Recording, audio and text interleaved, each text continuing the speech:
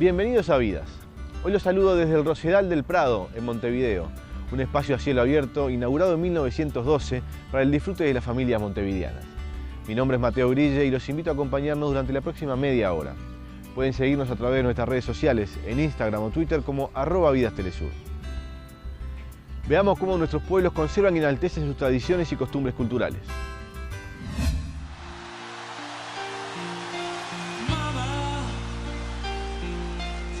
Freddie Mercury nació el 5 de septiembre de 1946 en la isla de Zanzíbar, Tanzania, situada en la costa este de África. Su nombre verdadero era Farrokh Bulsara. De pequeño sus padres decidieron enviarlo a la India con sus tíos para que recibiera una buena educación. Tiempo después se interesa en el deporte, especialmente el boxeo, pero su madre hace que cuelgue sus guantes por considerar esto una práctica violenta. En adelante inició la pasión de Bulsara por la música, se apuntó a clases de piano e ingresó a los coros de la escuela. Freddie Mercury debutó como pianista en el grupo musical The Headies, luego emigró a Reino Unido. Jamás volvería a su tierra natal ni tampoco a la India. Su nueva vida comenzó en Londres. En 1969 Freddie debutó en público con una nueva banda, pero al tiempo la iniciativa fracasó, como muchas otras, hasta que su sueño lo vio materializado al cruzarse con su viejo amigo Tim Stafford. Junto a él dan rienda suelta creativa para el inicio de la agrupación Queen.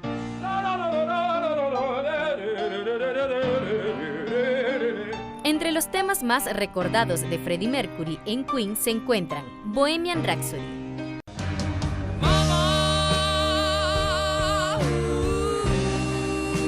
We Will Rock You,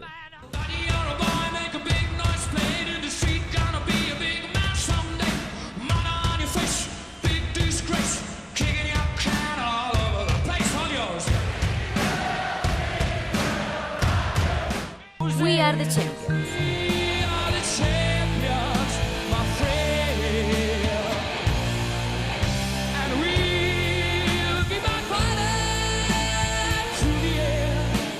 Estos y otros éxitos le valieron centenas de reconocimientos, millones de álbumes vendidos en todo el mundo y la capacidad de conmocionar multitudes que atestaron estadios, ansiosas por deleitarse con la calidad de voz, interpretación e histrionismo de Freddie Mercury.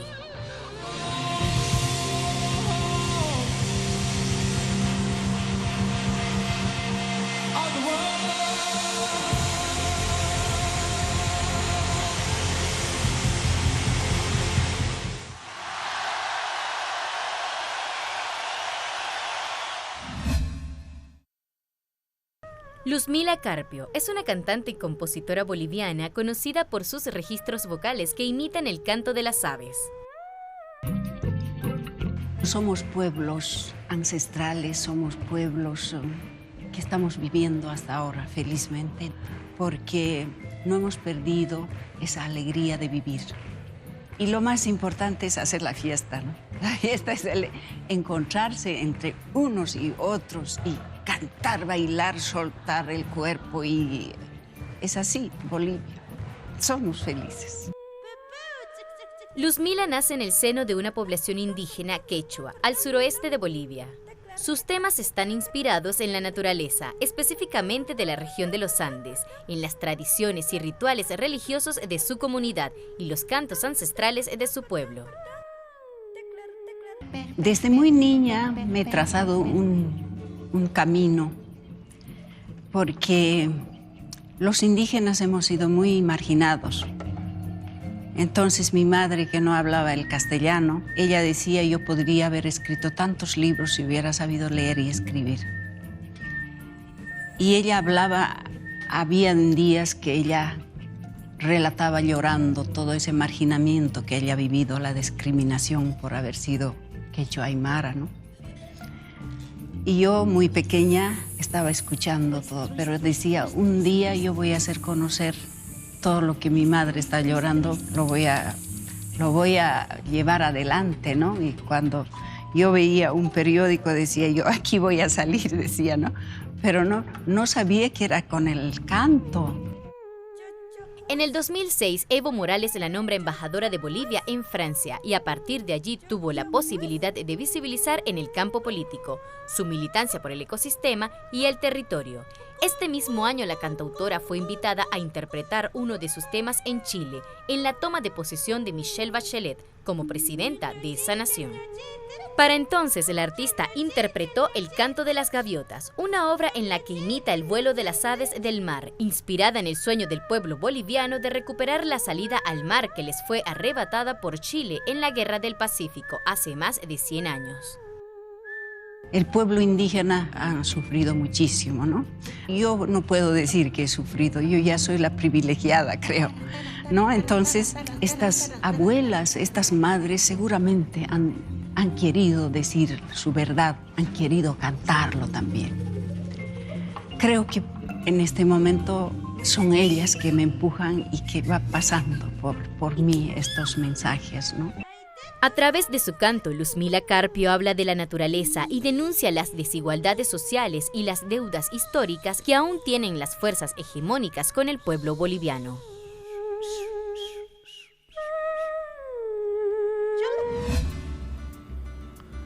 Momento de hacer nuestra primera pausa. Te recordamos que puedes contactarnos a través de nuestro correo electrónico vidas@telesurtv.net o nuestras redes sociales @vidatelesur e informarnos qué actividades culturales se desarrollan en tu localidad para que podamos mostrarle a Latinoamérica y el Caribe más de la cultura de nuestros pueblos. Te invitamos a que nos cuentes qué te interesaría conocer en materia cultural. Ya regresamos con más vidas. El mundo conmemora los 65 años del fallecimiento del artista plástico venezolano Armando Reverón. Muñecas de trapo, pinturas y el castillete que construyó en el estado de La Guaira son motivo de exhaustivos estudios por parte de muchos críticos y amantes del arte. Armando Reverón nació en Caracas el 10 de mayo de 1889. A los pocos años fue dado en crianza por su madre a un matrimonio de Valencia. De la mano de su tío, el pintor Ricardo Montilla, desarrolló una vocación artística inclinada hacia la pintura. Reverón realizó estudios en la Academia de Bellas Artes de Caracas y compartió con figuras como Manuel Cabré, Antonio Edmundo Monsanto y César Prieto, quienes desarrollaron la técnica del paisajismo. Luego Armando recibió una beca para seguir sus estudios de arte en España. En 1911, Reverón se presenta a un concurso de pintura y obtiene la calificación sobresaliente.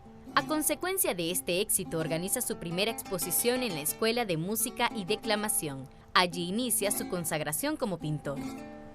Reverón vuelve a Venezuela en 1921 y se muda a Macuto, en el estado de La Guaira.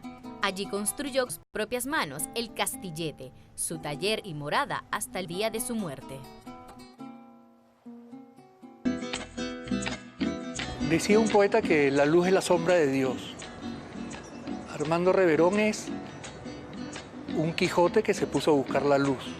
Pero no es solamente la luz lo que busca el artista, sino que es la persecución de sus fantasmas internos.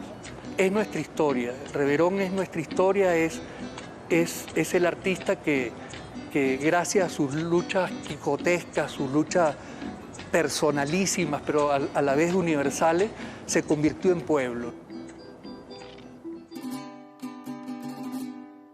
Así era el pensamiento de Armando Reverón.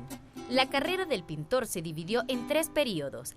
Azul, iniciado en 1920 y donde destaca La Cueva, y se puede apreciar a 2 mujeres como odaliscas recostadas sobre un fondo apenas sugerido, que recuerda a la maja vestida y la maja desnuda de Goya. En el segundo periodo, el blanco, entre 1924 y 1934, explora de manera incisiva el impacto de la luz del trópico sobre los objetos. Destacan la hamaca, la lectura. El tercer periodo, el sepia, inició en 1933 y entre tantas obras sobresale la maja criolla. Su obra es muy particular. Armando Reverón fue un artista plástico que él mismo elaboraba sus propios instrumentos de trabajo. De ahí que le dejara un sello muy particular en el tratamiento de su obra. Su labor fue reconocida en la Exposición Universal de París y con el Premio Nacional de Pintura.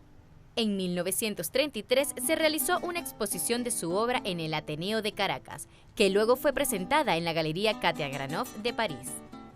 Después de un tiempo realiza obras en torno a objetos y muñecas creados por él. Esto dio origen a la última y delirante etapa expresionista de su obra, etapa figurativa caracterizada por el empleo de materiales como tizas, creyones y por una fantasía teatral. El autorretrato y el desnudo femenino fueron obras también recurrentes.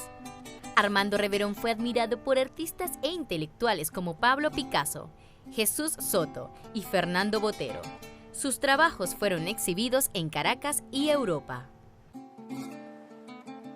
Reverón hubo un momento en que dijo que su gran lucha era hacer una pintura auténticamente venezolana. O sea, que toda esta tendencia podría estar flotando por ahí, pero él está buscando algo personal. Reverón fue el primer artista venezolano que se despega de esa concepción mimética de la realidad y empieza a hacer una obra donde es más importante el acto de pintar, de manejar los materiales y la composición, que el referente dentro del mundo objetivo que él podía retratar. Eso quiere decir que su obra era básicamente inspirada por la pintura misma y no por la realidad. Su vida se caracterizó por una inestabilidad emocional que catalizó crisis psiquiátricas, pero no agotaron su capacidad creadora. Luego de un año en la clínica de Báez-Finol, Reverón muere en Caracas el 18 de septiembre de 1954. La comunidad artística que no le comprendió le rindió homenaje en Capilla Ardiente en el Museo de Bellas Artes. La obra de Reverón se revaloriza con los años debido a que la mayor parte de ella se encuentra en colecciones privadas y rara vez está disponible a coleccionistas. Las obras realizadas en su período blanco están entre las más valiosas. Luego de su muerte, algunas de sus obras fueron presentadas en el Museo de Arte Moderno de Nueva York, MoMA, en 2007. Cada 10 de mayo se celebra en Venezuela el Día del Artista Plástico en conmemoración al natalicio de Armando Reverón. Su castillete fue declarado museo y lleva su nombre. En 2011 se estrenó la película Reverón, dirigida por el venezolano Diego Rísquez. El 10 de mayo de 2016, por iniciativa del Ministerio de la Cultura, se trasladaron sus restos al Panteón Nacional. Hoy algunas de sus obras revisten los trenes del Metro de Caracas bajo el lema Arte en el tren. La dedicación de Reverón a observar y captar la atmósfera que generaba la luz directa del sol sobre el paisaje al aire libre para plasmarla luego en los lienzos fue una constante en los 35 años que vivió en Macuto, estado La Guaira. Armando Reverón, nuestro americano artista de la luz.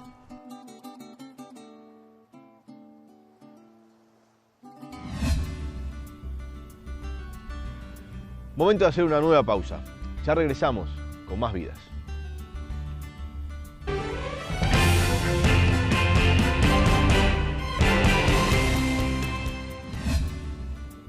En distintos continentes, desde la antigua ciudad murallada de Tulum, en México, o Persépolis, la joya arqueológica de Irán, diferentes ciudades albergan joyas arquitectónicas cuya trascendencia es más importante de lo que pudiera pensarse o imaginarse.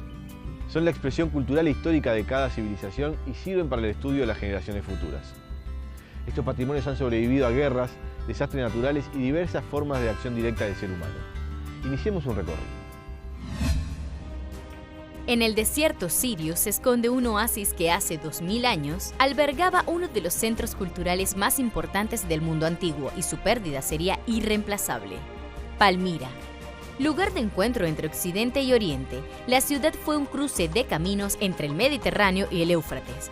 Un rincón atravesado por la ruta de la seda en el que se mezclaron el arte y las tradiciones de Roma y Persia. Palmira, Patrimonio de la Humanidad desde 1980, es uno de los lugares más significativos de Oriente Medio. Las autoridades locales disponen de un proyecto para restaurar todos los daños de la antigua ciudad ejecutados por grupos terroristas. Organizaciones gubernamentales e instituciones oficiales se ofrecieron para restaurarla. La ciudad que se resiste a morir. Así es denominada Beirut, en el Líbano, pues acumula ya más de 5 milenios de existencia a sus espaldas y la cuenta continúa. Las excavaciones en su interior han revelado rastros de vida urbana iniciados alrededor del 3000 a.C. Persépolis, en Irán, fue fundada en 518 a.C.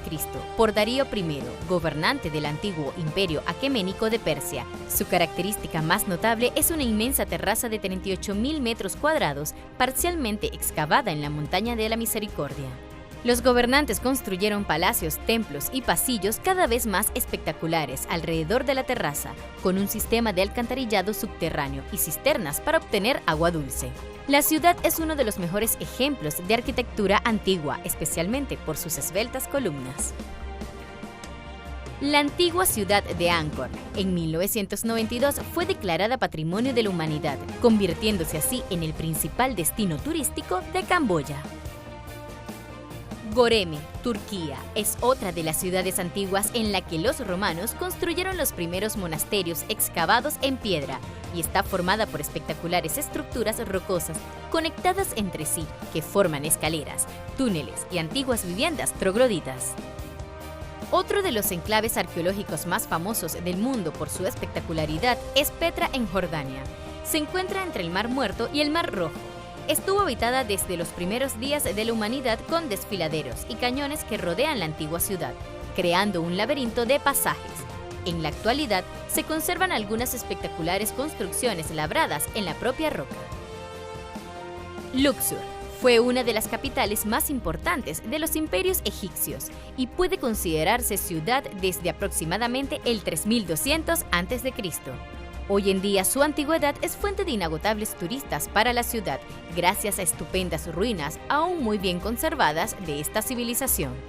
En Stonehenge, Inglaterra, encontramos una base de piedras perfectamente ubicadas en forma circular. Los arqueólogos creen que este círculo de piedra prehistórico podría haberse construido hace unos 5.000 años. La construcción puede haber tenido lugar durante más de 1.500 años, antes de la llegada de la rueda a Inglaterra. Otra que cautiva con su belleza es la antigua ciudad amurallada de Tulum, México, a orillas del Mar Caribe. A finales del siglo XVI, la ciudad quedó totalmente deshabitada. Hoy es un auténtico tesoro caribeño visitado por miles de personas cada año que desean conocer la cultura maya. Machu Picchu, Perú. Cualquier persona quedaría impresionada con su imponente arquitectura. Es una ciudadela inca ubicada en los Andes peruanos, sobre el valle del río Urubamba. Se construyó en el siglo XV y luego fue abandonada. Es famosa por sus sofisticadas paredes de piedra seca, que combinan enormes bloques sin el uso de un mortero. Es Patrimonio de la Humanidad según la UNESCO y una de las 7 maravillas del mundo moderno. Algunas ciudades actuales están construidas sobre las ruinas de otras anteriores, y mientras algunas continúan creciendo y floreciendo, otras han desaparecido sin dejar rastro de su antiguo esplendor. La arquitectura moderna es deslumbrante ante los ojos del hombre, pero esas ciudades que ahora son ruinas preservan la historia de la humanidad.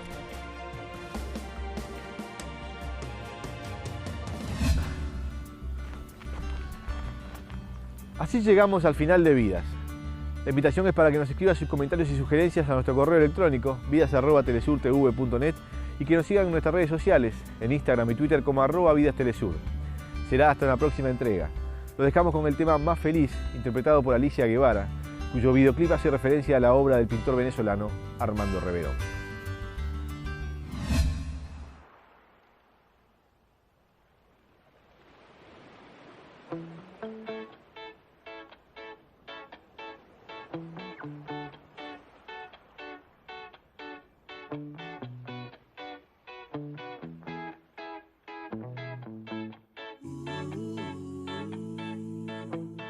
No pretendas arreglarlo todo, cada cosa en su final.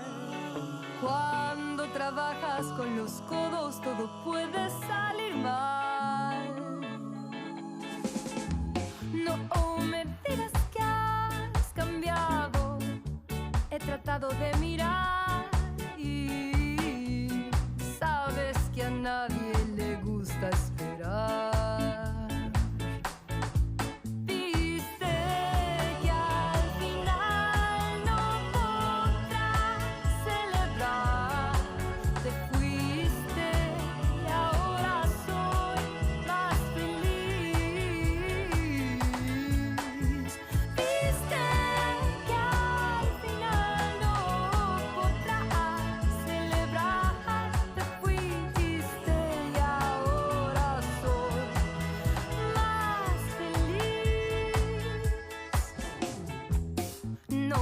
muestres ese lado de culpas y sin querer. Hoy no ha sido el día para picar el pastel.